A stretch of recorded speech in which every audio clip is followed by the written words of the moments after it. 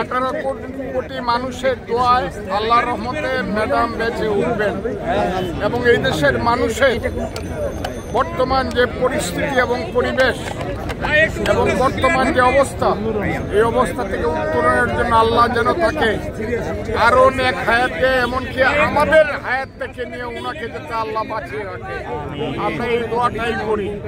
আমি মনে করি উনার মতো জনপ্রিয়, উনার মতো দায়িত্বশীল বর্তমান বাংলাদেশে ভীষণ প্রয়োজন। আল্লাহ যেন তাকে এই মুহূর্তে আমাদের কাছ থেকে নিয়ে না যায়, আমরা সবাই দোয়া করি। 18 কোটি মানুষ ম্যাডাম বেঁচে থাকুক। আপনারা বাংলাদেশের সবচেয়ে গুরুত্বপূর্ণ এবং জনপ্রিয় ব্যক্তি। আজকে সরকার কি বললো না বললো এটা কিছু আসে না।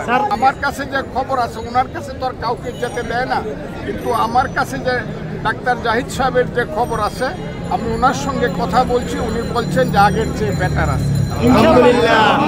এই কথাটা উনি বলছেন। দলীয় নেতা কর্মীরা ওখানে যেতে পারছে না, আপনি আবেগ অনুভূতি এটাকে আপনি কিছুতেই, আমরা তো মানুষ, কারণ উনি তো আমাদের মানে জন্মদাত্রী মা না, কিন্তু সারা জাতির উনি মা, আমাদের মা।